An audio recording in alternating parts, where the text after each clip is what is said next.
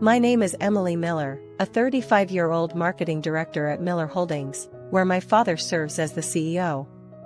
Having grown up in the shadow of the corporate empire, my career path seemed preordained, streamlined by familial connections yet burdened with the expectation of excellence.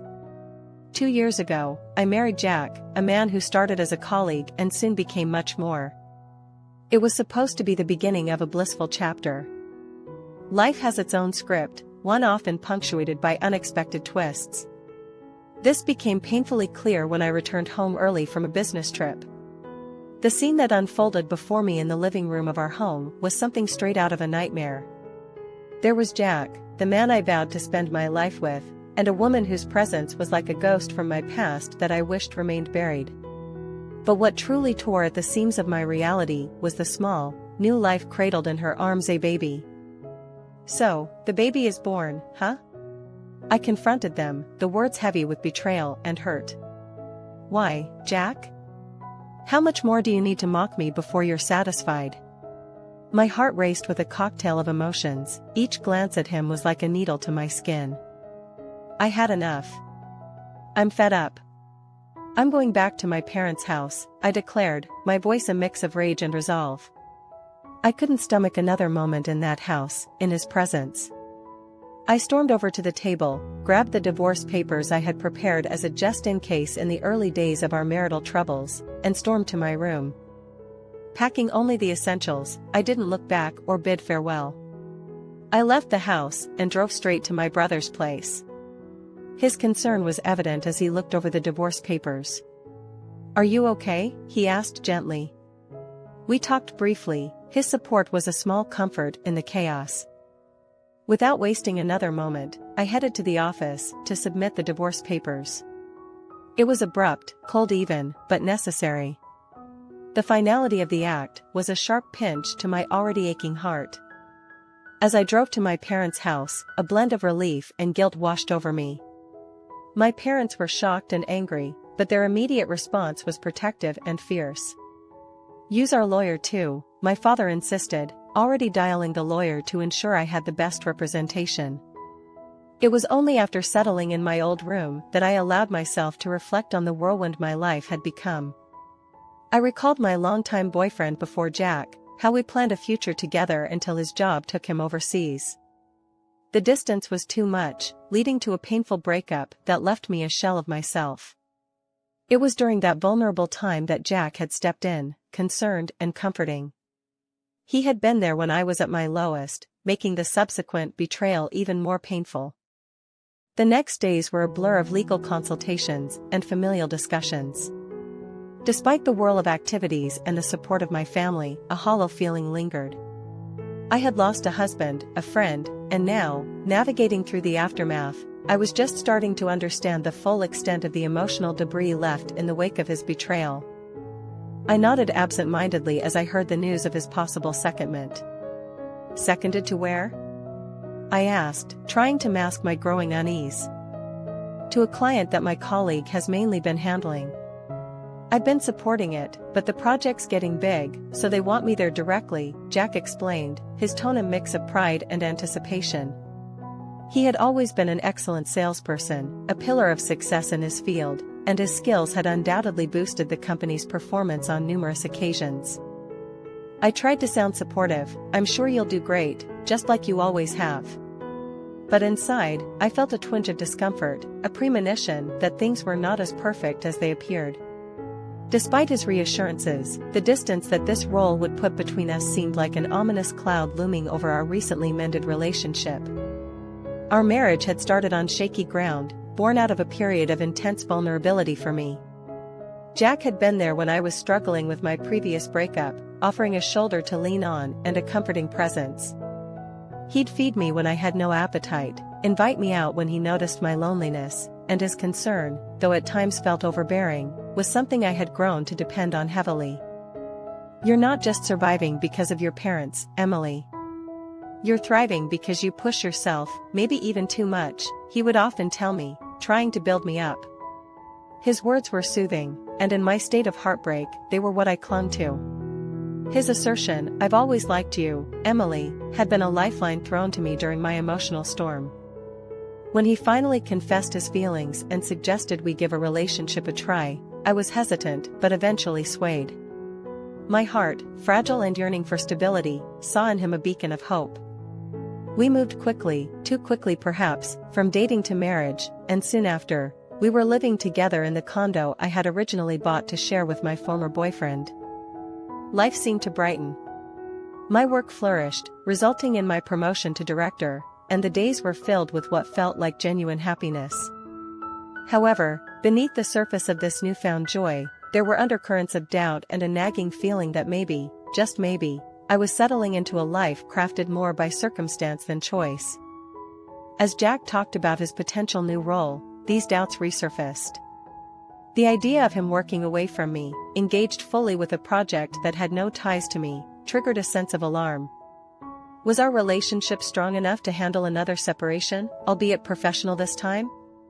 Or was I merely fooling myself, pretending that this arrangement was what I truly wanted? While part of me was proud of his achievements and wanted to support him unconditionally, another part feared what his absence might reveal about the true nature of our connection.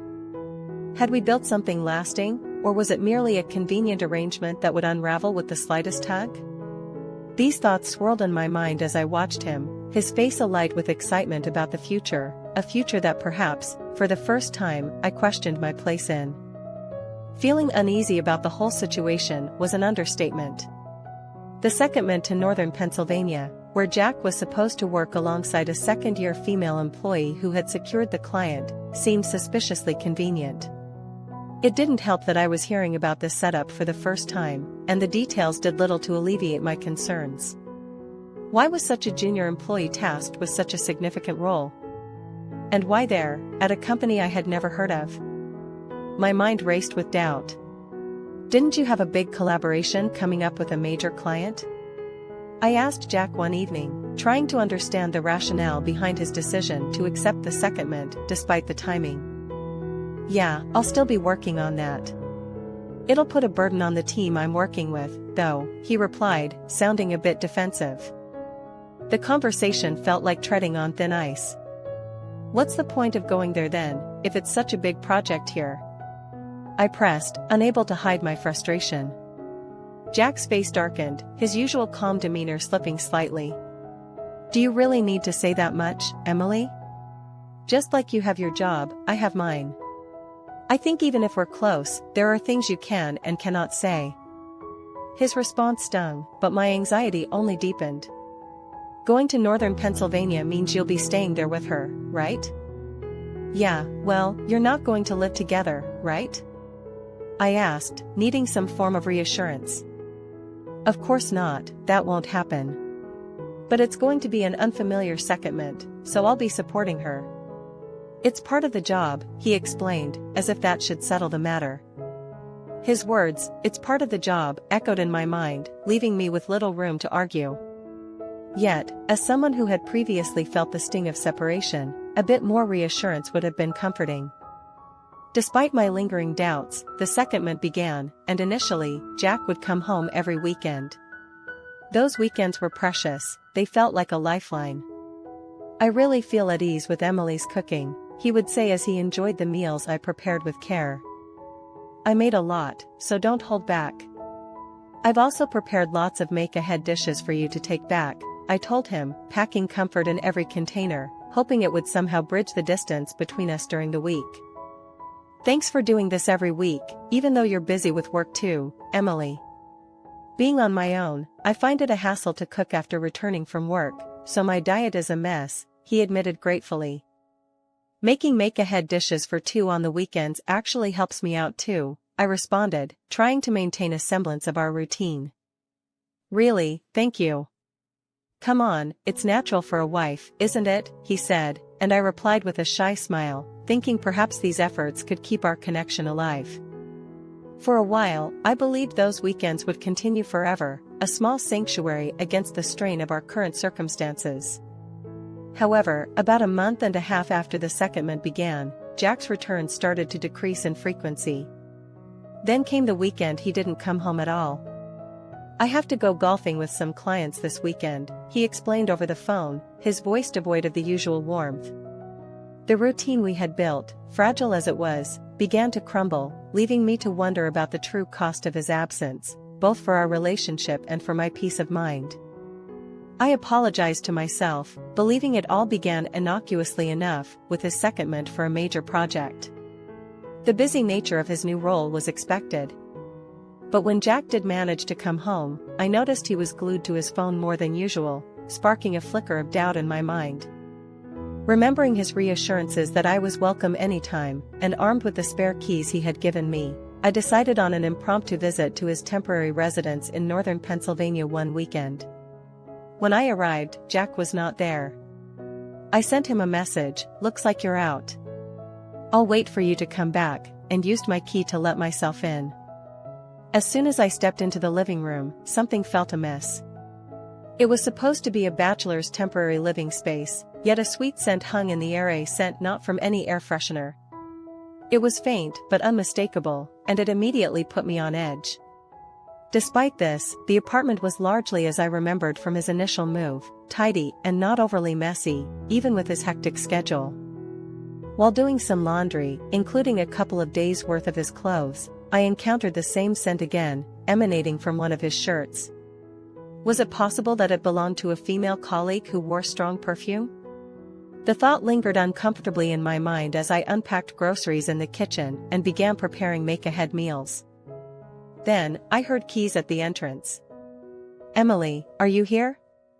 Jack called out as he entered, sounding surprised but not displeased. "Finished golfing already?" I asked, trying to. "Yeah, we started early in the morning and finished around noon," he replied.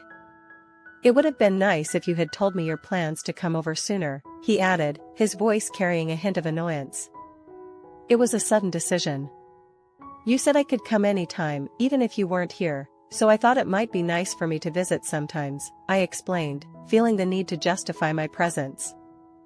"I did say that, but you surprised me," he said, moving behind me in the kitchen. As he passed, that same sweet scent I had noticed earlier wafted from him, intensifying my suspicions. After that visit, there were more weekends when Jack didn't come home. Occasionally, I continued visiting his temporary place to prepare make-ahead meals as before. However, as my own responsibilities intensified with a major project that demanded frequent trips and endless meetings, my days off dwindled. Even on those rare days I managed to rest, I was too exhausted to do much more than recuperate.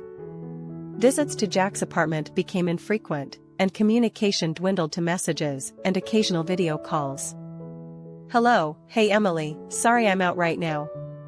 I'll call you back later, okay," became a common exchange. Even when we did connect, the timing was always off, and our conversations were brief, reflecting the growing misalignment in our lives. The distance, both physical and emotional, continued to grow, casting a shadow over what once felt like a secure relationship. It's difficult to pinpoint exactly when Jack and I began missing each other's visits consistently, but after a hectic period, a weekend finally presented itself when I could take a proper break. Eager to reconnect, I decided to surprise him at his temporary apartment in northern Pennsylvania.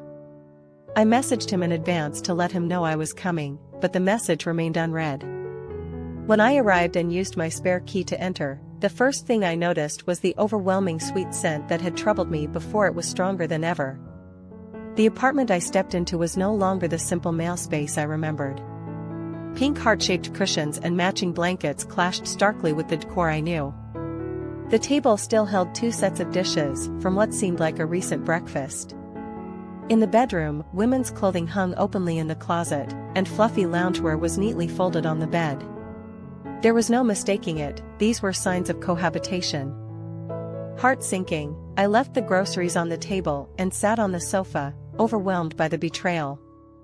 The waiting stretched endlessly until I heard keys at the entrance and the approaching voices of 2 people, Jack and his junior colleague, Parker. They froze in the doorway upon seeing me. "Emily, why are you here?" Jack stammered. "I did send a message, you know. Were you too busy being cozy with each other to read it?" My voice was calm, but the pain behind it palpable. "The reason you couldn't come home wasn't golf or work, was it?" It was because you were making time for your lover, I continued, my accusation hanging heavy in the air. Jack looked distraught. Emily, it's not what you think. I dash. When did your affair with her start? You were already visiting here the first time I came, weren't you? Why? How? I demanded, the hurt and anger bubbling up. It's the scent, the sweet scent. I could smell it in the room and on the laundry the first time I came here. I'm sorry, he muttered weakly, unable to meet my gaze. What are you going to do, Jack? Staying here with her instead of coming home means you've chosen her, right? Emily, wait a minute. Do you want to be with him enough to make him divorce me? Parker interjected, her voice trembling. I'm so sorry. Just wait a moment, Emily. Let me talk to her alone for a bit, Jack said, his voice desperate. What does that mean? If you're saying you're going to her, you two don't need to talk anymore. No, I'm going back to Emily, he said suddenly, turning to face me. Why can't I speak up more forcefully when I have every right to accuse him? I wondered to myself, feeling drained by the whole ordeal. Despite everything, I did as Jack asked and gave them time to talk, stepping outside to give them space. I wandered aimlessly around the unfamiliar place, lost in thought and betrayal. Eventually, my phone buzzed with a message from Jack. Did you finish talking? Yeah, her stuff is already gone. That means you're ending that relationship, right? It couldn't go on forever. I was out of my mind, Emily. I'm sorry, he texted, trying to mend what had been broken. To be honest, his apology, while necessary, seemed insufficient to erase the scenes I had just witnessed and the trust that had been shattered. The future of our relationship hung in uncertainty, tainted by betrayal and hurt. I couldn't believe it. How could I so easily trust and forgive an ex-husband who had so deeply betrayed me? I'll talk to the company about coming back from the secondment, Jack had said, but how could I trust him when Parker could easily return as well? His workplace, after all, was rented with company expenses, and having an affair in such a place was a serious compliance violation. I'm sorry, but I have to report this to the company, I told him firmly. His response was immediate and defensive. Emily, you're going to report me to the company? Jack, are you really sorry? If you were, you wouldn't say something like that, right? I questioned, deeply aware of the embarrassing position this put me in, especially being a Miller and having to report my own husband's compliance violation. I'm sorry, he repeated, but by then, I had made up my mind. True to my word, his secondment was soon concluded. I decided to report the situation only to my brother, who was the CEO. From there, a directive was issued through HR. While it caused some inconvenience to the other party, they were understanding once it was explained that his workload at headquarters had increased. After the secondment ended, Parker took a leave of absence, purportedly for health issues, though the real reason remained unclear. However, not having to see either of them at the company anymore was honestly a relief for me. Back to living together as a couple, my ex-husband seemed to have genuinely reflected on his actions this time and made an effort to prioritize our time together since returning. Despite my busy schedule with business trips and tasks, I made sure we spent as much quality time together as possible. By the way, how much do we have in our savings now? It's been growing nicely, hasn't it? I asked one evening, reflecting on our financial stability. Yeah, thanks to you being so diligent every month, it's accumulating well, Jack replied. He seemed earnest, which was comforting in its own way. Sorry that my salary isn't as high, he added, somewhat sheepishly. That doesn't matter at all. It's about each of us doing what we can, right? I reassured him, affirming that our joint effort was what mattered most. We've had a joint savings account since our marriage, designated for various future plans like buying a house or having children. Since we each managed our own salaries, we set up dedicated accounts for expenses and savings, each contributing a predetermined amount. I handled the expenses account, while my ex-husband was in charge of the savings account. It's been 2 years, we must have saved quite a bit, right? I mused, thinking about our future. Yeah, maybe it's time to start looking for a house. What do you think? I'm not sure if we should go for a condo, a standalone house, or even buy land, but I thought it might be good to start researching. That's very you, Emily, Jack said with a smile, seeming genuinely excited. Because I'm really looking forward to it. People often say that changing your home can change your luck. With that thought in mind, whenever I had time, I started to delve into real estate listings, hopeful about turning a new leaf in our lives and perhaps, in our fortunes as well. As I searched online for real estate or explored various neighborhoods that piqued my interest, I tried to make the best of the time my ex-husband was away on business trips. On one such day, with time solely to myself, I was walking through a certain town when a painfully familiar figure caught my eye. Next to him was a woman I had hoped never to see again, walking hand in hand. Her presence as natural as if she belonged there. It was clear from their body language that this was no accidental meeting, it openly declared the nature of their relationship. Notably, her belly was prominently rounded, clearly indicating she was pregnant, and he looked at her with a fond gaze that left little to the imagination. I was oddly calm as I discreetly followed them, watching as they entered a corporate building. The next day, back at my parents' home where I'd been staying after a business trip, I had Monday off. I spent the day cooking dinner for my parents and enjoying a quiet coffee afterward. It was a rare peaceful moment that was abruptly interrupted by the persistent ringing of the doorbell, echoing through the house like a frantic alarm. Curious and somewhat apprehensive, I went to check who it was. To my dismay, it was my ex-husband, standing there as if it were the most natural thing.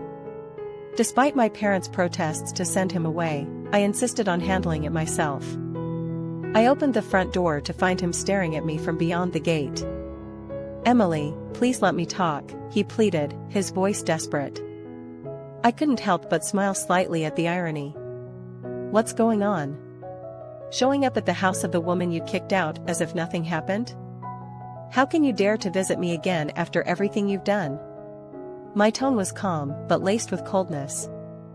"Well, I have nothing more to say to you," I began. "But I do. Why can't I use the house key anymore, Emily? Do you know something about this?"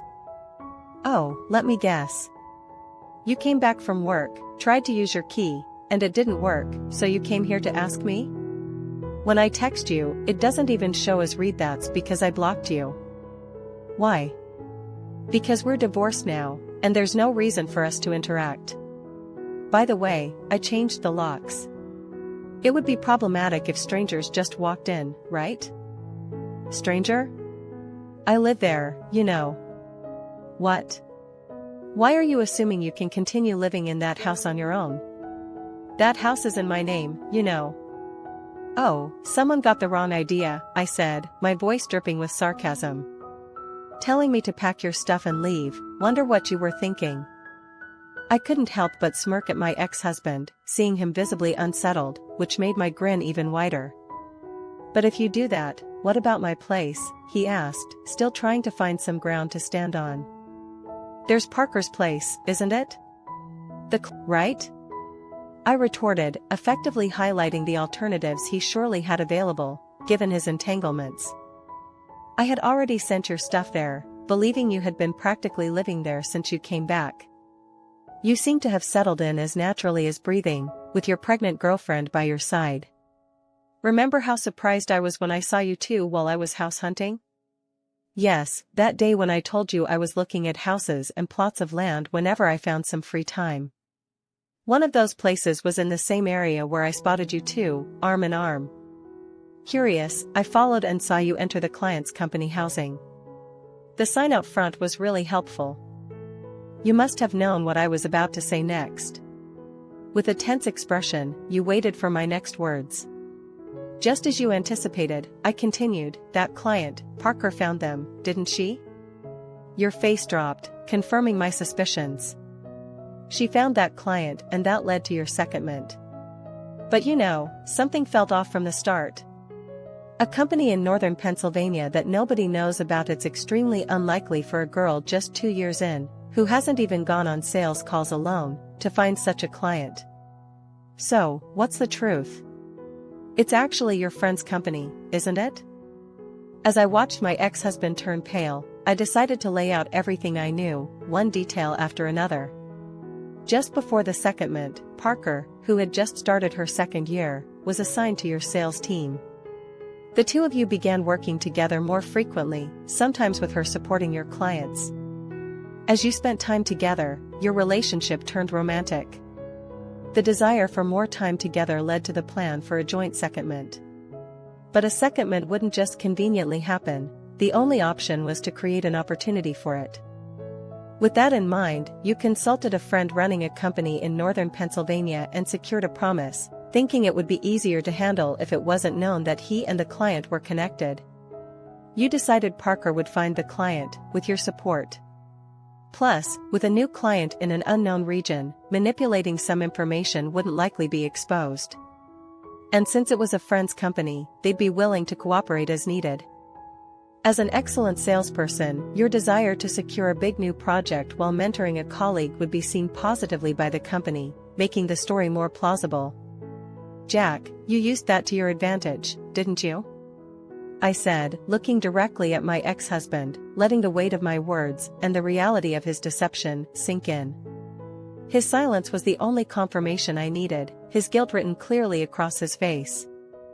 He was so stunned by the accuracy of my observations that he was rendered speechless, his hands clenched tightly, the knuckles white with tension.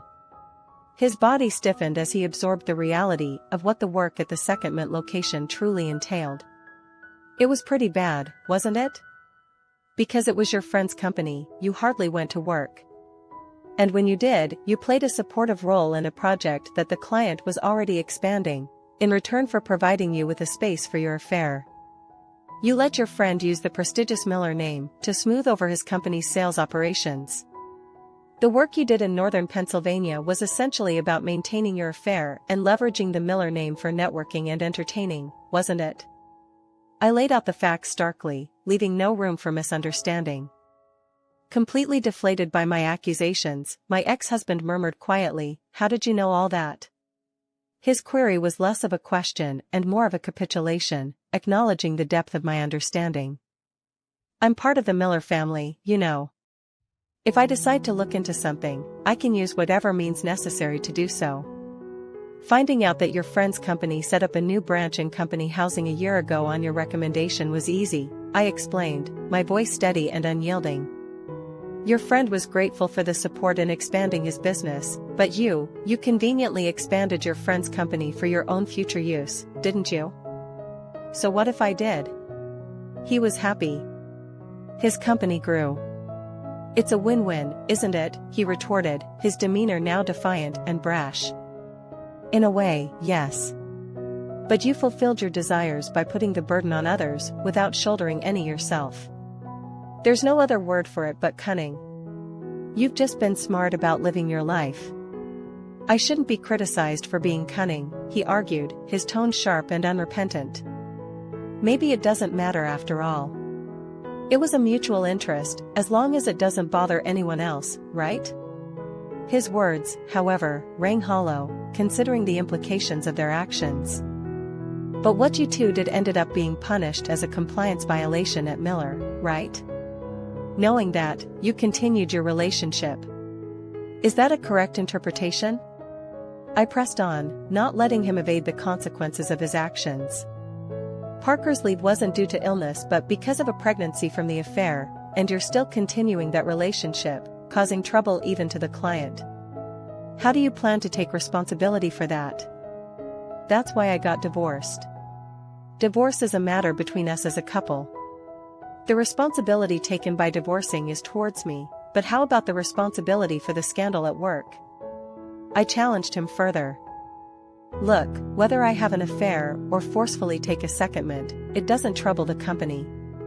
What internal affairs like affairs disrupt the order and affect others to some extent.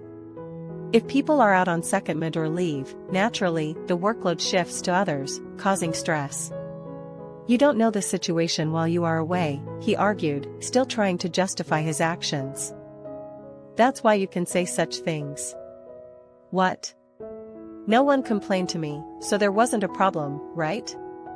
People didn't say it to you not because they could but because they couldn't, I concluded, pointing out the silent burden his actions had imposed on others. A talented salesperson and the husband of a Miller daughter or not, his behavior had far-reaching consequences. I was shaking, barely containing the rage building inside me as the truths I never wanted to confront came spilling out one after another. I didn't know, but it turns out you've been leveraging the Miller name internally and externally, haven't you? That's what I was told by a colleague, I began, my voice thick with emotion. Jack looked back at me, clearly caught off guard by the confrontation. You took advantage of me when I was broken over my ex. You thought it was your chance, and you even bragged to your colleagues, if I say I've always loved her, she'll definitely fall for it. You bet on it, didn't you? Must have been fun, having the knave ones fall so easily, I accused, the bitterness palpable in each word. My colleague had revealed these disturbing insights in tears, carrying no guilt themselves, but sharing in the emotional weight of the revelation. The time when you, Emily, were falling apart, I couldn't bring myself to say anything that would hit you even harder, they had said, explaining their silence.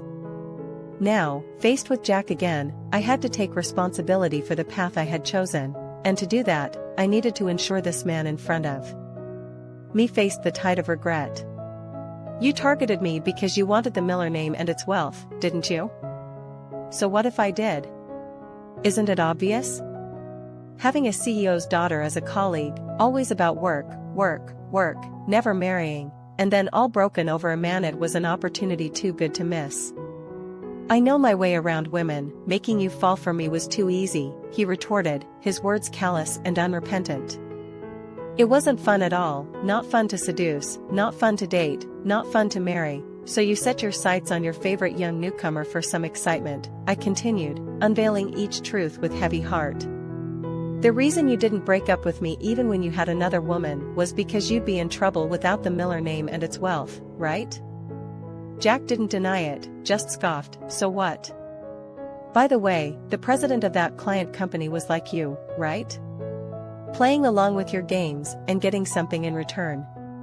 No offense, but it sounds like something rotten would think up. Your sales skills are just the charm you picked up to seduce women, I accused, the pieces of the puzzle fitting together all too clearly. Did he tell you? Jack finally muttered, his fod beginning to crack. Yes, I heard all about how you were rotten during your student days, deceiving numerous girls and using them to make money.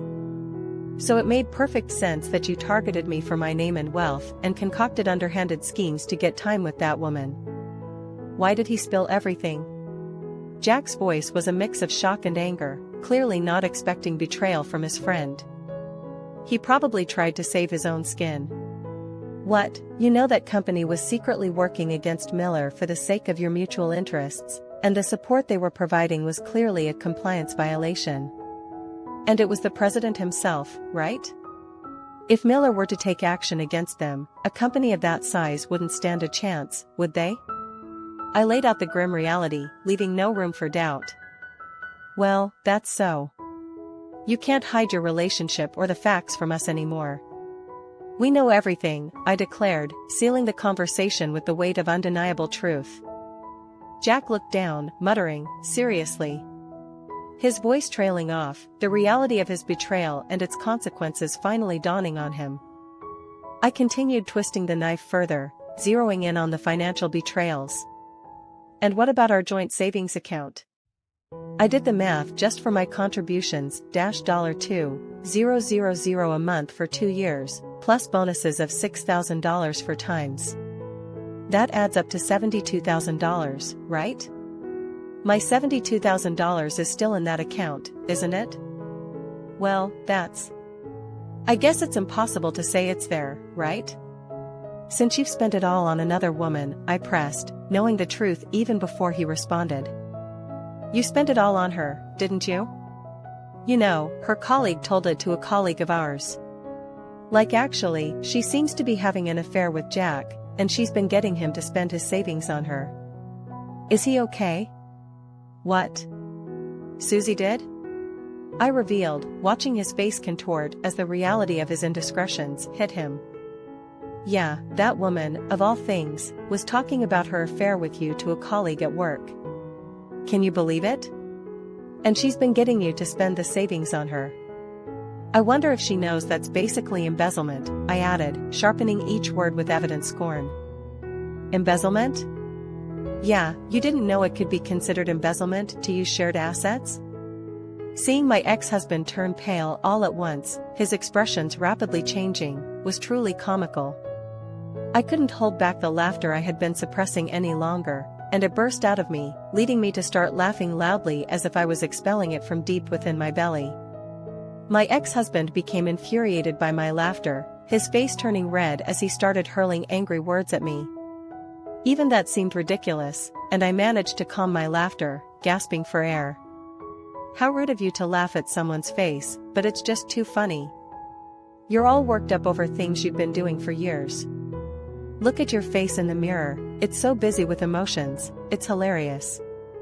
He must have become aware of it after being told so. Biting his lip and with his ears turning red, my ex-husband complained, "Shut up," as he turned away to hide his face. So, what are you going to do? Just so you know, our lawyers are already on this. Everything I just talked about has been verified through our lawyers, including compensatory and punitive damages.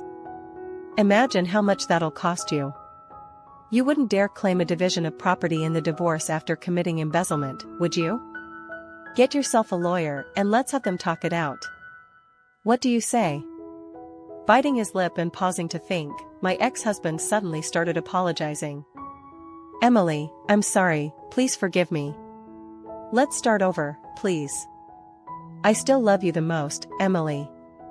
You feel the same, right? That's why you married me after 6 months of dating, and even came to get me back from the second location, right? Looking up at me with hopeful eyes, his eyes were filled with an inexplicable expectation, believing that if he said this, I would turn back to him. No way, I said firmly. No, why not? You forgave me before. Our marriage was a mistake, and who proved that? You did, Jack. The finality in my voice left no room for further discussion, marking the end of an era defined by deception and betrayal. I've done what I could and took responsibility, now it's your turn to take responsibility for everything you've caused. Even my ex-husband seemed to realize the gravity of the situation.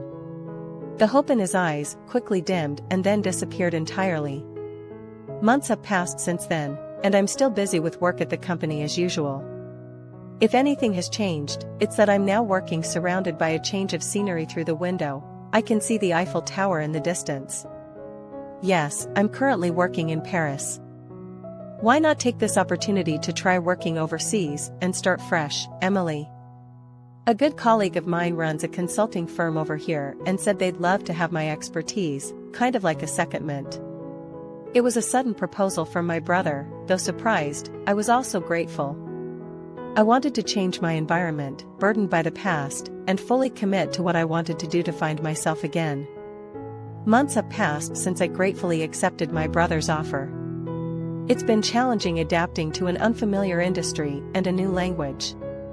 I've been desperately clinging on, finally starting to feel like I'm getting used to the pace of work here. Of course, a lot of this is thanks to the consideration of the CEO, a friend of my brother, and above all, an unexpected reunion shortly after my arrival has really motivated me.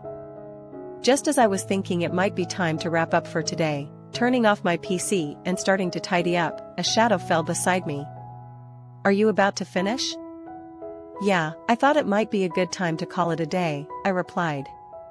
The voice belonged to James, my ex-boyfriend whom I had parted ways with years ago, due to misunderstandings.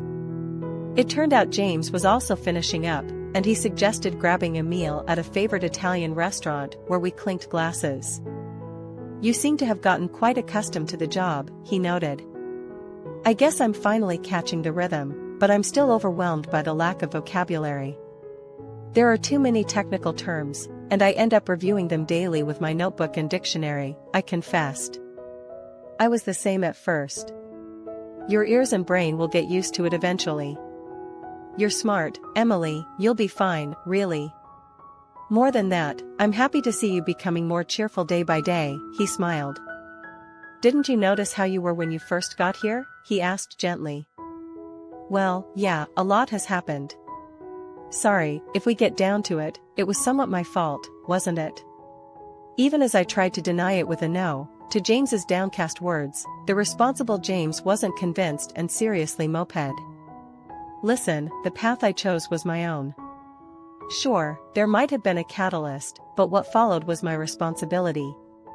But honestly, I appreciate the sentiment.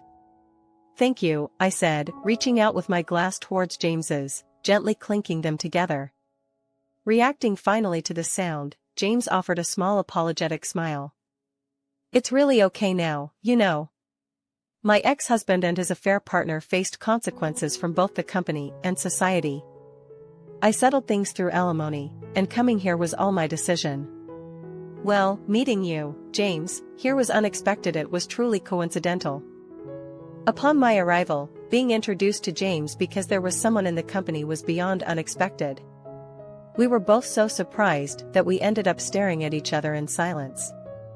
James had come to Paris, left the company he used to work for, and joined this one.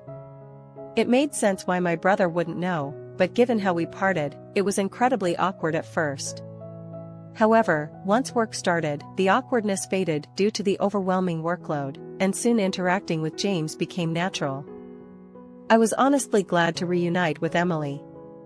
I had regrets about how things ended without even seeing each other's faces, James confessed one evening as we reviewed project files together.